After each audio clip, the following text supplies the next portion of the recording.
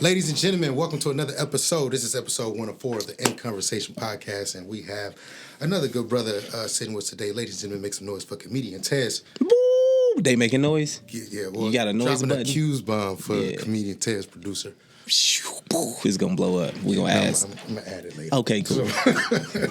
So let's first of all, man, listen. I really like this guy, and I gotta clear the air. I gotta make sure we gotta clarify some shit. Comedian Tez is funny as fuck. And we're saying that because I did this video where I didn't absolutely make that clear. Yeah. And so and I don't want him to beat me up. I don't want his agent getting on my ass, or his wife for that matter. And I'm gonna just roll the clip real quick so y'all can see how I made this mistake, and then I'll explain myself. I know we have this expectation on comedians where we always feel like they gotta always be funny. He isn't just always funny, you know what I mean? But he's just fun to be with and hang out with. So I promise you this. So yeah, man. So what happened was you messed up. I was right. I did. Yeah. All your words try to come out at the same time. And listen, I did 5 takes that day. You know what I'm saying? And on one of them takes, I got it right. You know what I'm saying? I said it. But anyway, I just chose the wrong take, and it still worked. But the point is, what happened, y'all, was I was trying to make the point that Comedian Tez isn't just always funny and about comedy, that he can also be deep. He can also say some intellectual shit, this, that, and the other. Yes. I have never been to a show where he was not funny. You know what I'm saying? So now we got that out. I appreciate that, brother. Because you remember what you told me when I told you, because I put the video out, then we had a meeting, and I was like, dude, just so you know, I fucked up on the video. Yeah. Just that and the other. And he said he definitely was checking. He said, I was coming here to talk about it for a little bit. It was a part you had said in that intro. It was you got kind of stuck somewhere. So listen, man, y'all need to be checking this man out, Comedian Tez. Definitely funny, man. Getting booked, hosting shows. If you need somebody to host, he got you. Everything. Quinceañeras. Now I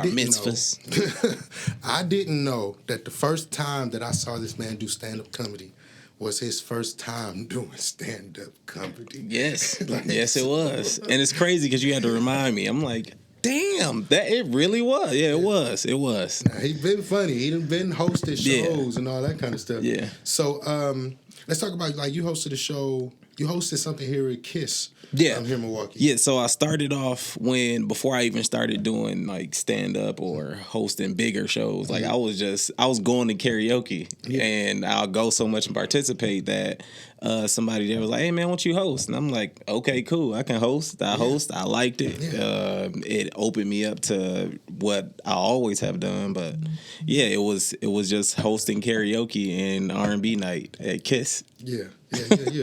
And then from there, where I originally met you was at the Oasis. Yeah. Hosting a show there. And I heard about you before you had even hosted. Yeah. Because me and my crew used to host a poetry night there. Mm-hmm. And we hadn't been there in like a year or two. And I was actually working with a young lady who was bringing it back. And she was adding more to it than what we was doing. So it was a totally different thing. But anyway, somebody was sending me pictures like, who's this skinny nigga in this suit that's supposed to be hosting, this, that, and the other? It was me. Yeah, it was this man. And he was actually, he be fly like that. Like, one of my friends was in the mall. So, like, this is him just dressing down. No, you know what I'm saying? Like, he my showing shirts. off. It's just my shirts right here. Yeah, wearing the brand. It's just my brand. We still on child support. Trying to get off. Anybody somebody to call me.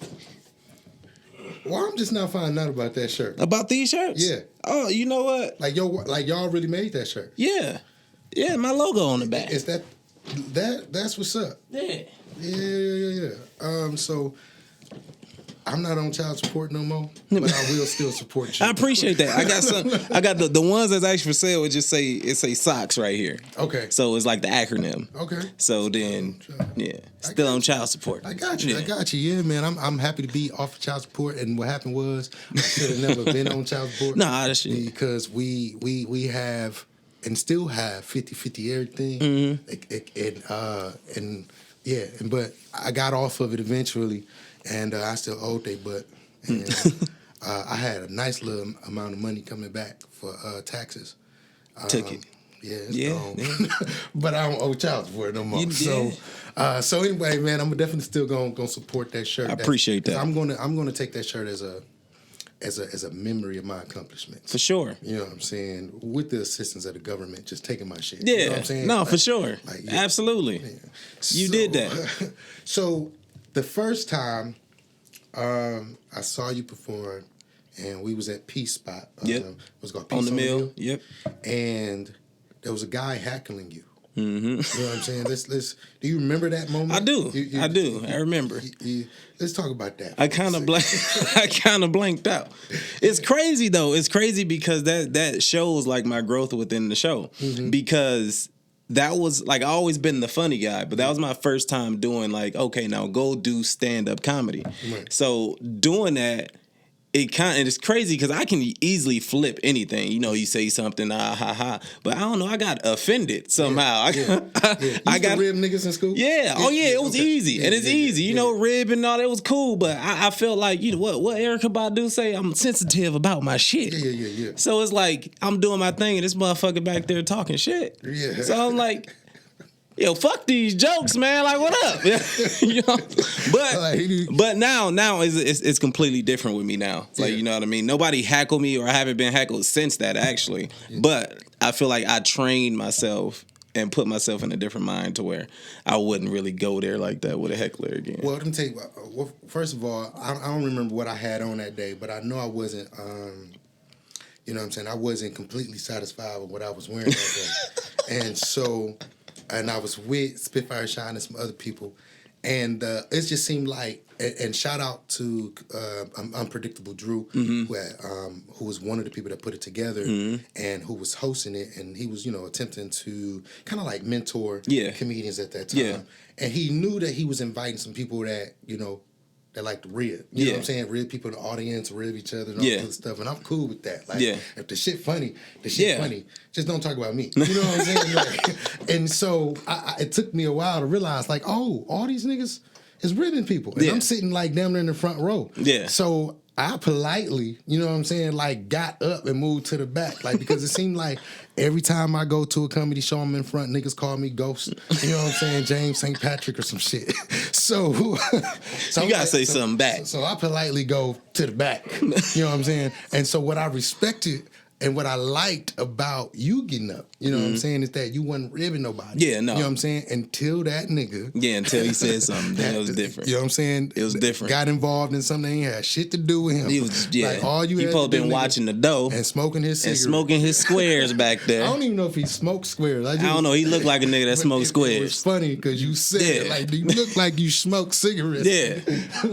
But no, like a lot of my comedy, and even like some friends, they be like, I ain't coming to your show, you might say something about. It's like, no, like when I'm the funny friend or the funny brother or the funny uncle or daddy at home, like it's different. But like when I do my craft, I like to mainly keep it about me to where I can tell my stories and my life experiences, because it's kind of like how I deal with it. Yeah. So it's like I can go up there and look at his shoes, or his neck fat, and it's funny, but it's not real material, so I don't consider that stand-up comedy. But like my material is material. Either you like it or you don't. And I mean, I'm gonna get better every week. So like you like work on this shit. You know what I'm saying? So what's some of your process? So open mic. Open mic is a huge process of it, because now it makes the writing part easy. Before, I really took it serious. I wasn't writing. I freestyle, and either it landed or it didn't. Yeah. But once I changed, like everybody seen me change my name on Facebook to Comedian Tez, that's when I was starting to be for real. Like, this shit real. It's for real. And because people started to pay me to go and do it. So it's like, if you're gonna pay me, I don't care if it's $10, $11, whatever you gave me your money, I gotta go and deliver now. Yeah. So it's not like I can just go and freestyle, or I can go and do this. Now, some crowds you read and it's like, yeah, I can just fuck around. But like shows and things like that, like I actually take a process. So I go to open mic, and my wife, she record everything that I do. I'm able to rewatch what I've done over the time, and just move jokes around and write off of what I see.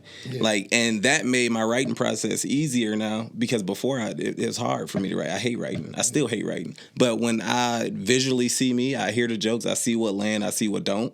It's easy to scrap stuff, or it's easy to rework jokes. Like, a lot of jokes is just reworked. Like, it's like you'll work a joke, you try a joke out, and you just keep trying it. And not saying it over and over the same way, but you try and deliver it different ways, or you try and put it in different spots of your set, and it might get a different bang. But the only way to find out is to go to open mic. And you go to open mic to practice. It's like the gym. Yeah. And so you're at a point now, like you've been hosting, you've been doing, going to the open mics and going to all these other different shows. I feel like, do you feel like you're at the point now where you're ready to kind of basically like put together your own headliner events? Absolutely. And I'm actually currently working on a headlining event for myself right now, with Unpredictable Drew. I got him to work with something with me that we got going, and it's gonna be like my coming out show. Is like who the fuck is Comedian Tez? I gotta be there. I just know it's gonna be fire. Yeah, you know what I'm saying. Like, and we got a lot of other local comedians too, because like one thing that a lot of comedians, like the comedians that go to open mic, we become like family. Yeah. Because it's not like, at open mic, it's not like I'm trying to outdo you. Mm-hmm. It's like, bro, I'm just trying to get my shit off. Like, let me get my shit off, and y'all tell me how it is. Yeah. And having comedians, and on top of it, it's not just comedians, it's open to the public. So it be regular people there that's just there that want to laugh. And then at the end of the show, you're able to rub elbows with other comedians that, it's comedians I talk to that I don't even really know their name, but I know their stage name, and I know their presence when they hit the stage. And I like being around stuff like that, because it only make you better. Like, it's always gonna be people that's better than other people, but I promise you, hang around those people, you become one of those better people. Yeah, absolutely. So you're working on a show, and we'll get those dates and locations and all of that stuff, and that's where you're headlining. You got anything else coming up where you're booked to do? I'm booked at Thank God It's Funny on June 16th. Come on. It's going down. Yes. It's my first time coming out as the headliner. Yes. I've been putting together some stuff. So if you want to laugh, come out there and laugh. It's going to be a real good time. Yeah, absolutely, man. I'm going to make sure that I'm there. This time I missed the first one, you know what I mean? But and the second one. I still paid for the tickets. Because he did buy the tickets. Because that's what we got to start doing. He did buy the tickets. As a community, even if you can't get somebody else did that too. But they bought the tickets. I ain't say nothing. I was like, okay, you bought the ticket. You know what I'm saying? I appreciate that. But I'm buying tickets. And I'm coming. Yeah. This time. Yeah. And I'm gonna try to bring everybody I can. Yeah, we're gonna have Brad Fax there. Yeah. He coming. And we're gonna have some more people there too. Oh, yeah. Brad is in the back there. He said that's Tupac's birthday. He can't even make it. But we standing on principle. You know what I'm saying? For sure. And so just one more time, you know what I'm saying? Just so y'all know, this is Principle. This is Brad Fax t-shirt, and I copped this today, and now I got to come out of my pocket again to help Cortez with his child support. You brought a Brad shit. You gonna buy a goddamn child support shirt. Damn, a Brad on child support. Damn, a Brad. Damn. Now we together in this. We together. Now Brad, my brother, big brother at that. Yeah. It's a real blood ties. That's the only reason I can talk to him like that. He real crazy. Yes, sir. So, man, it was a pleasure, you know what I'm saying? And I look forward to having these dialogues with you. Absolutely. Every month. And I know you got some ideas for some podcasts that you want to do. Absolutely. So y'all definitely gonna see more of Comedian Tez. There's a lot of people that don't know me here. Yeah. But they gonna know me. Yeah, and it's a lot of people that do though. It's a lot of people that know me too. There's definitely a buzz going on around the city, and I think you have folks like yourself who are actually giving comedy in Milwaukee a great fucking name. I appreciate that. So I thank you for that, and I thank you for being one of my guys. Yeah. We have a difficult relationship. But it's all good. It's all love at the end of the day. Challenge each other. Absolutely. To be better people, man, and absolutely. Better brothers. So, thank you, man. Thank you too, bro. Yes, sir.